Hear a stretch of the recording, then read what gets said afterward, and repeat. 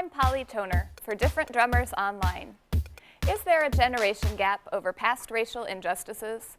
Many older African Americans still view current events in the context of over 200 years of government and judicial systems that worked against them and for whites.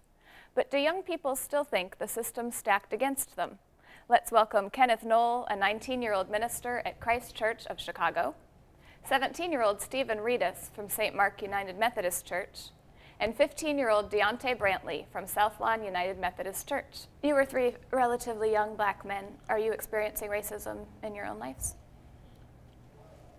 With opportunities, when you see other opportunities as well as school, tuition, different things like that, I believe that a lot of African American males, we don't have the opportunity as predominantly Caucasian males.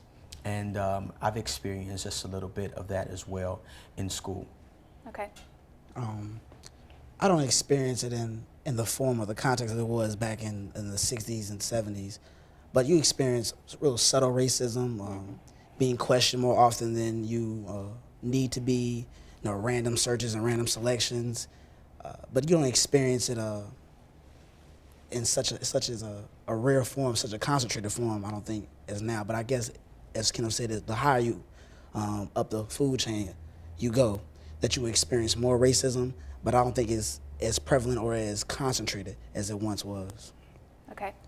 I don't really experience, not directly, might be little smart remarks that, other races might make, but it's not really direct as it is, back then.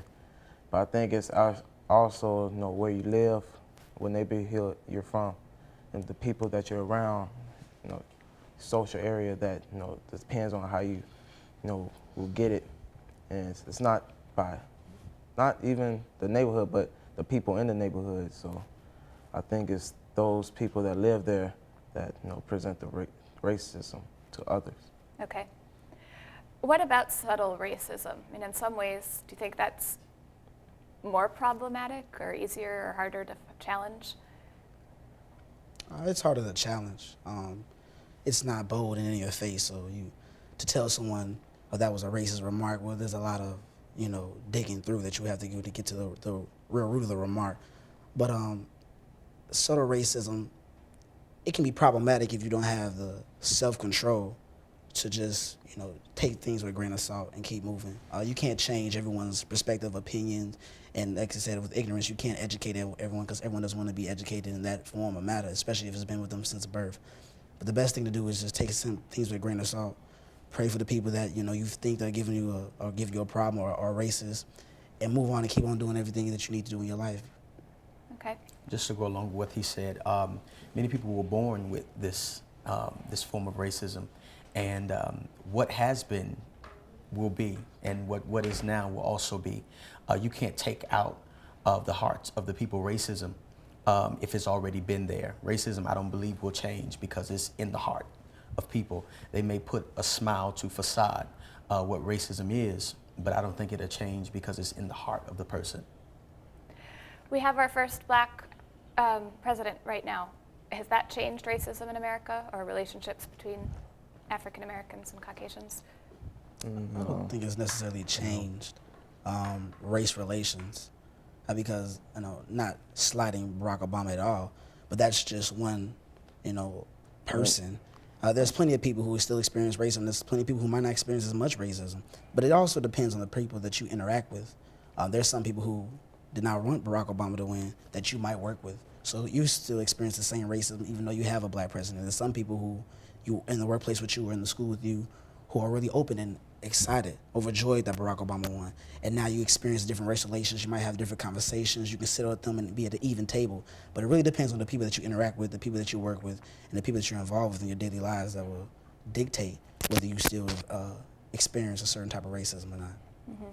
To me, I don't think Barack Obama's, changed the way that other races view black people, but I think they see now that we can make it to higher places, in the United States.